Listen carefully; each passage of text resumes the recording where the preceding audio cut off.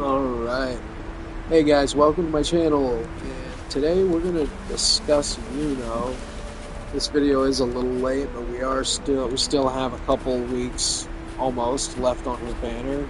And I did do some analysis already, just kind of a banner preview in another video. And I thought maybe I would be a little bit more uh, elaborate on just in particular, not all three characters on the banner. Because I think there's a couple important questions to be answered about Yuno.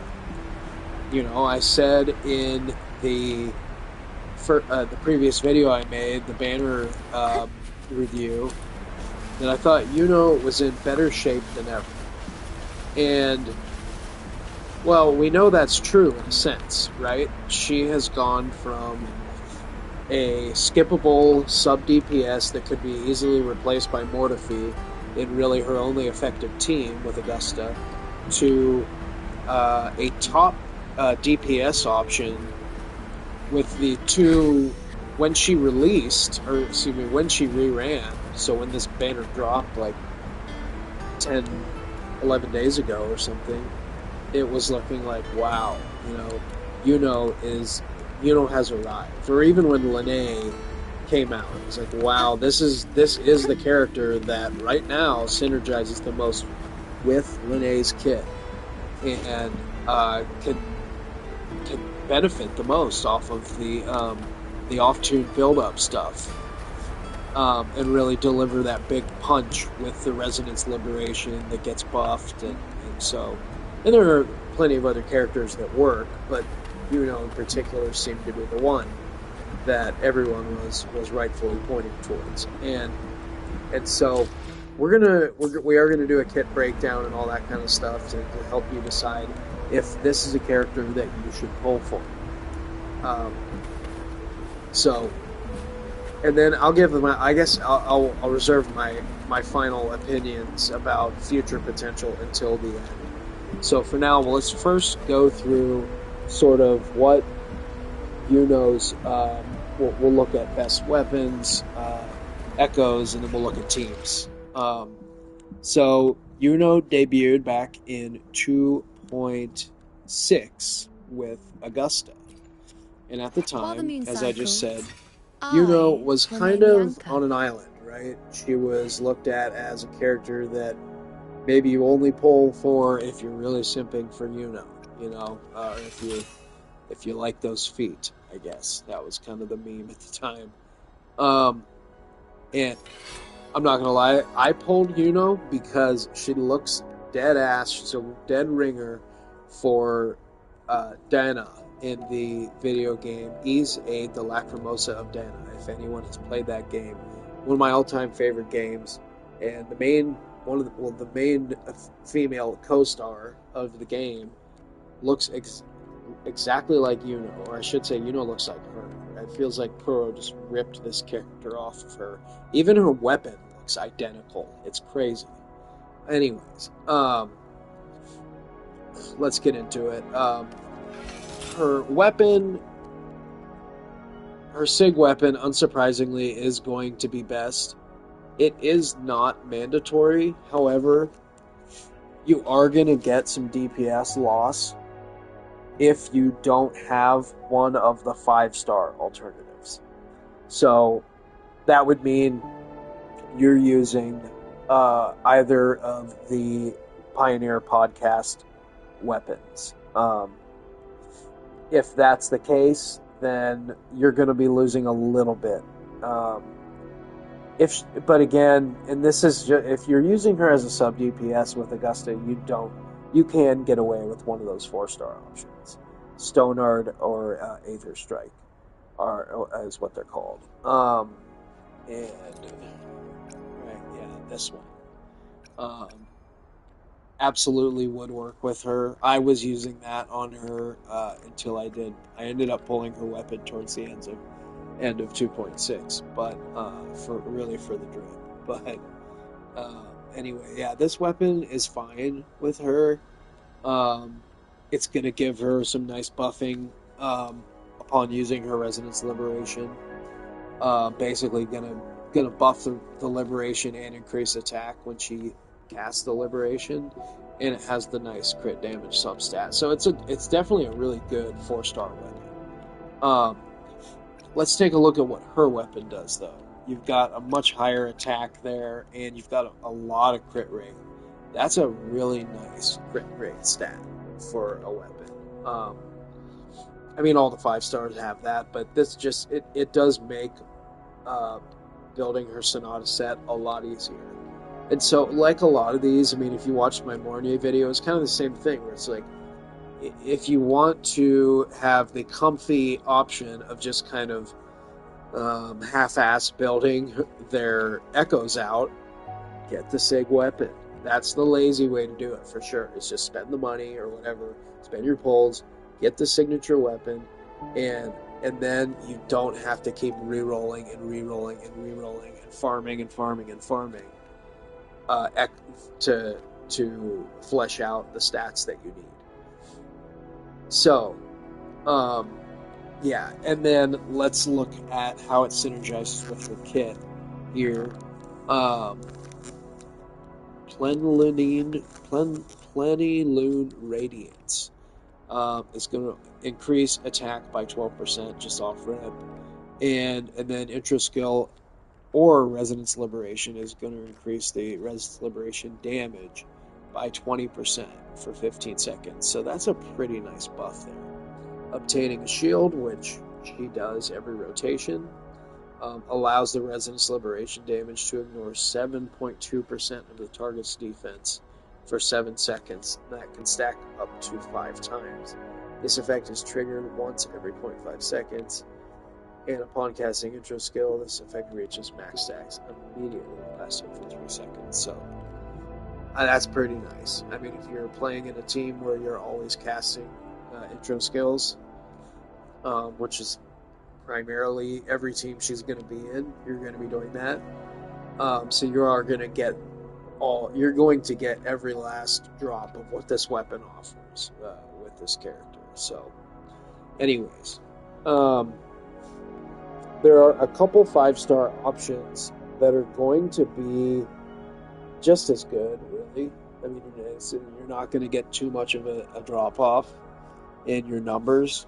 The first one, a lot of players are not going to have this, or if they do, its home is with its intended character, Zhang Liao's weapon, Verity's Hammer. But if you do happen to have it sitting around and maybe you just don't use Yao anymore, but if you're a newer player, you're not going to have this weapon. But if you do, it's a 12% all attribute damage bonus, which is pretty nice. It's kind of a jack of all trades type of weapon. And then when using Resonance Liberation, you'll gain an additional 48% liberation damage bonus for 8 seconds.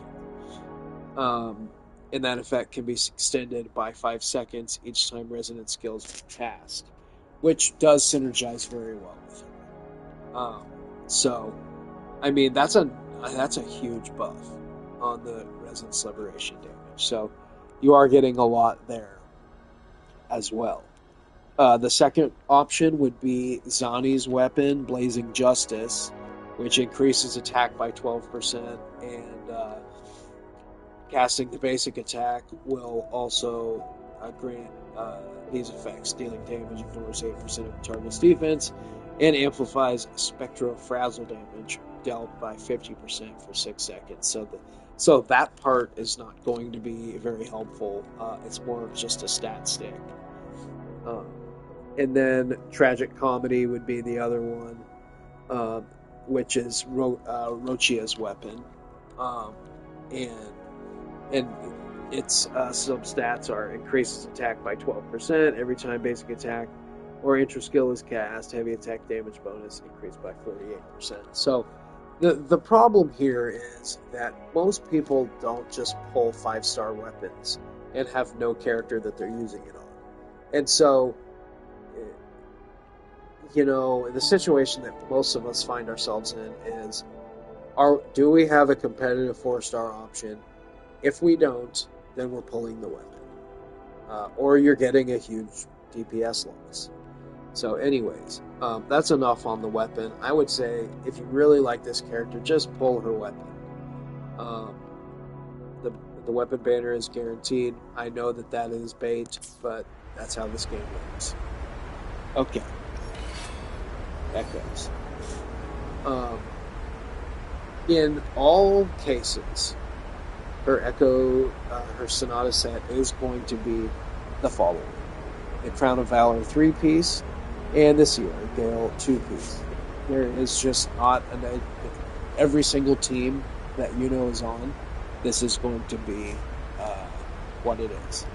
So, um, no reason to even look elsewhere. She gets their damage bonus with the Sierra Gale, and she gets the with Crown of Valor upon gaining a shield. It'll increase her attack and crit damage. Um, this Lady of the Sea is going to be in pretty much all cases what you want to use.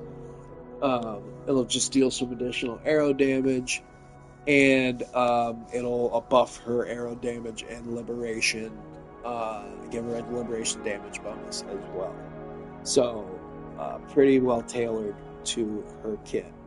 Um, you're gonna want to go if you have a crit. If you have her Sig weapon, uh, you're probably gonna want to go crit rate or crit damage on the 4 cost. And you are going to want to do 4-3-3-1, by the way. 4 cost going to be crit damage. If you do have Aether Strike and you're using that, which is a crit damage main stat, then probably go crit rate on the 4 cost. But it's just up to you, depending on what stats you need. And so we're going to look. Let's see here. Pull up my notes.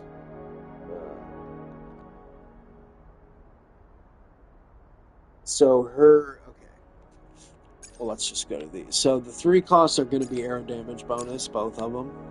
You're gonna want to have, if you have some liberation damage bonus, that's going to be great.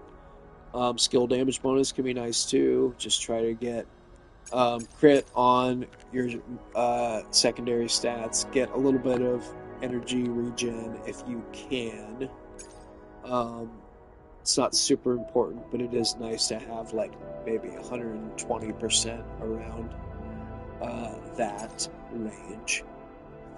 And then attack on the 1 cost. Pretty standard for a DPS slash sub DPS. For overall stats, you're going to want to try to shoot for over 70% crit rate and crit damage. You're going to want to have a little bit more than what I have there, honestly. You're probably going to want to have like 230 plus crit damage. And if you can hit 250, that's excellent. But I would say 230 at a baseline is what you want. Other than that, that's really all that you need to focus on. So, Yuno's kit. What's going to be most important for leveling up are going to be her 3 middle parts of the skill tree here. The with the Liberation and Forte circuit being the most important and Resonant skill really as well. Because the lunar cycle is really where she that's going to be the foundation of her kit. And basically, you can activate the lunar cycle a couple ways. And how you'll do that is either by pressing the Resonance skill button upon introing, or if you have your Resonance Liberation ready to go in your first rotation, which you do in almost all endgame content, unless you're on the other side of Whimpering Wastes, where you don't have your gauge all the way full. But other than that, obviously in TOA or in the new double pawns, you're going to have um, liberation ready to go, and you're just going to hit that right away and get immediately into um, the lunar state, and then you're going to want to press jump again, and then you can fire off the Lady of the Sea Echo whenever you want to, and that'll deal some good arrow damage for you. And you're going to want to perform several, basically, they're enhanced basic attacks when you're in the new moon state. So that's going to be when you shoot up in the air and everything turns blue, and you're in the new moon state of the lunar cycle.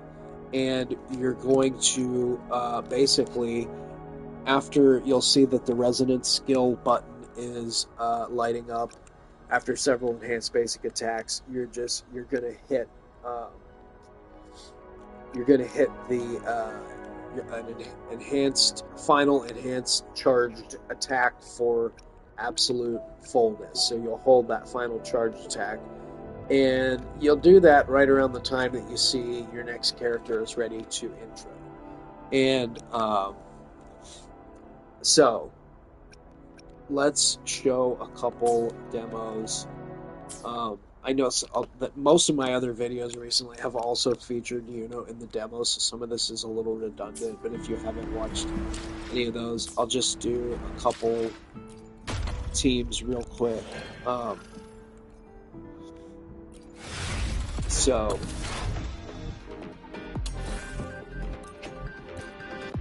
let's just do it here. This is where I've been doing most of the demoing. And so her top team is still, well, that's debatable now.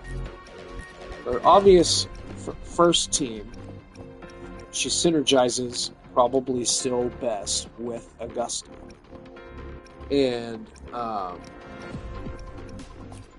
Shorekeeper would still be the top third option on a Sun and Moon team, although Lene also works well in this team.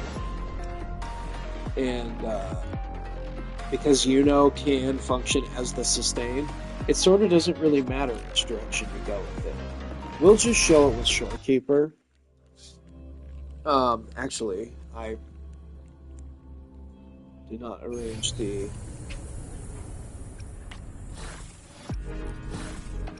My bad. So we want to...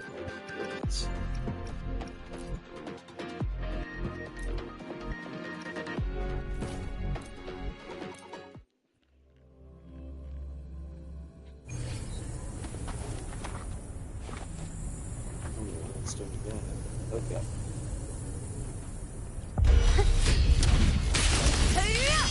So you're gonna start with Augusta and try to just build up the gauge a little bit. Do some of the Echo.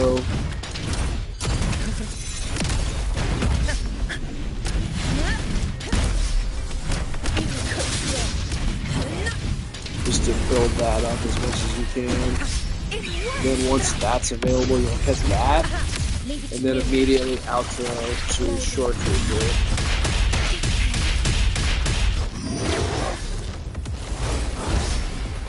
In war with time. And Iuno's ready. And then you're going to immediately get into the lunar cycle, the new moon state, hit that liberation, get a bunch of good damage there. Echo skill, and you're just going to hit with, and then once you see that's ready, charged attack, and you're there, and now we can come in, and she has the, she has maxed it out there, and is ready for the enhanced liberation, which is hard to get that without you. As you see, her liberation glows like a rainbow type of color. Shoot a tune break. This is ready again. Back to Shorekeeper, get the special intro skill.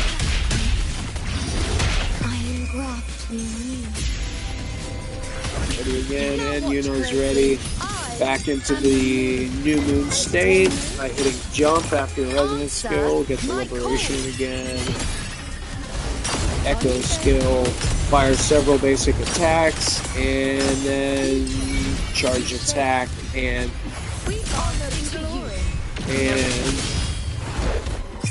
hold this again for the enhanced liberation. Pretty nice damage there.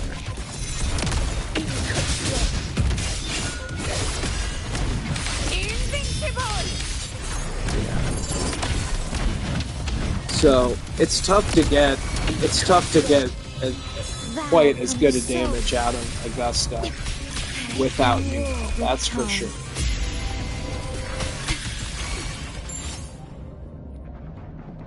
Okay. Alright. And now we'll just show you what is her new top team, arguably. And this is what, and again, keep in mind, you don't have to change, but this is what's so nice. You have to change any, it's not a set of weapons or anything about the build. It's just slap her on here as a DPS. And the nice thing is, Lene does so much damage herself that you basically just have two sub DPSs. You don't have a true main DPS, but watch how much damage they do.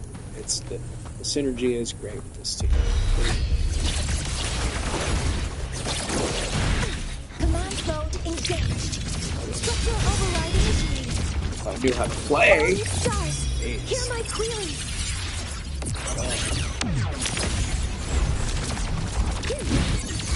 Attack confirmed. Renee, gonna do skill, echo, liberation, and then charge this, do 3 leaps in the air, and then plunge, tune break, that off-tune build-up is really fast. Iuno's ready. Play the same way, get right up into the new moon state there, liberation, echo, and absolute fullness here. Okay, so you're gonna hit some basic attacks here, and then you're gonna hit your skill. You can do echo, liberation, and we're just gonna do another charge attack, basically the same as you. Oh, and then you have Lene back in. Charge this up for about 2 seconds, maybe a little less. Plunging attack, and there we go. Iuno is ready again. You can see no energy problems on this team either, which is really nice. Very smooth. Very, very smooth. As a baby's body. Mornier back, she's ready.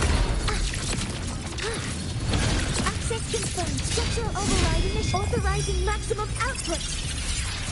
Try to keep her part of the rotation as brief as possible. She can be competitive with Shorekeeper if you're able to do it.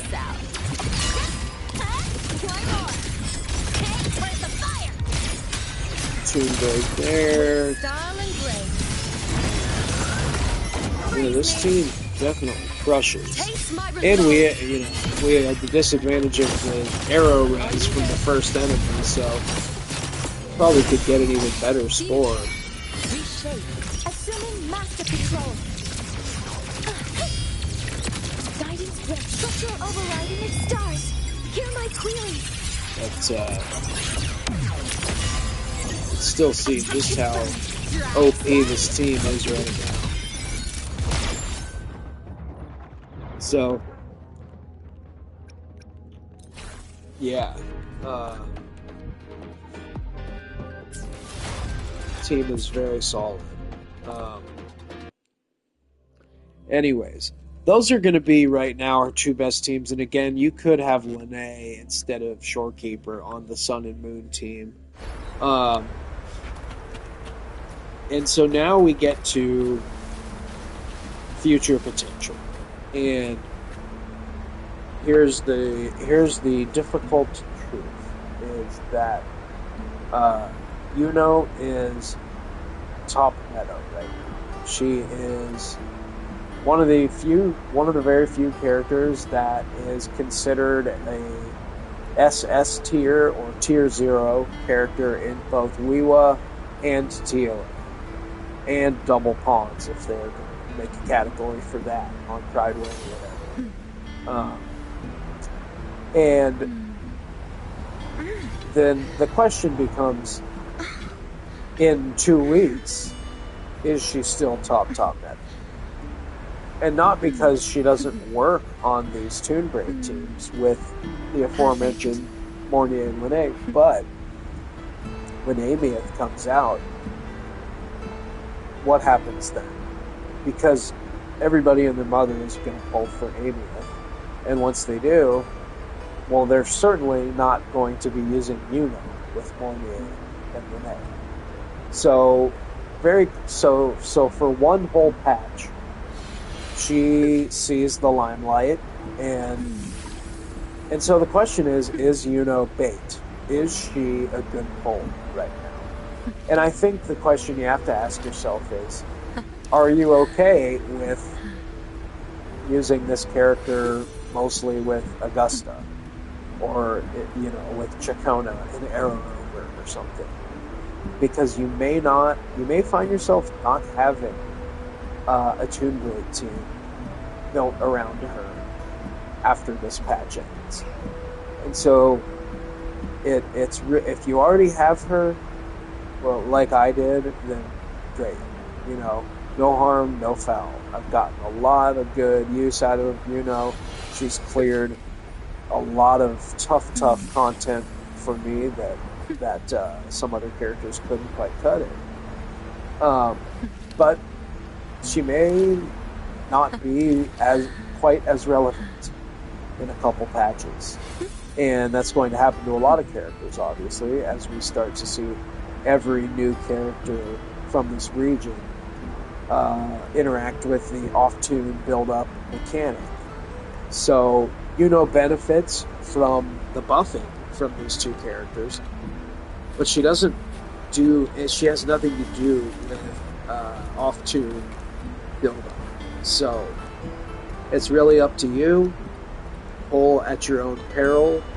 Pull knowing that if you don't get her signature weapon and you wanted to use her as a DPS with these two characters, you're probably looking at a little bit of a DPS loss. So that, coupled with the fact that she's not going to be best in slot with these characters after this patch, it just depends how much you care about meta, I guess, because there's still plenty of use cases for her well into the future. This game just doesn't power creep characters, which is something that we all love about it. So that's what we have today for you. Please remember to like this video, subscribe to this channel, and please consider going and following me over on Twitch. We're doing a fun thing where every 100 followers that we get, every new 100 followers that we get, I will be doing a 5-star giveaway. That's right. Big money bands, okay? They call me Daddy Warbucks. So we're gonna figure out. We're gonna keep it going. We've got. We just closed our giveaway that we're gonna do. We're gonna announce the winner tomorrow night and pull for them, and then we're gonna do another one to the next 100 until this channel picks up some steam. And we're working on YouTube. For now, it's going to be mostly just video content on YouTube. Perfect. And live streaming on Twitch. We're going to keep building, and we're going to keep trying to provide better and better content. Right now, things are kind of ghetto, but hey, you know what? It'll get better. Just trying to have some fun and provide some insightful content, hopefully, for you about Wuthering Waves and other gacha games. So please do consider following me over on Twitch at real_ElPrazoMan. Same handle here as on YouTube. Please subscribe here on YouTube, and And we'll catch you on the next one. Thanks a lot, guys. Have a good one. Much love.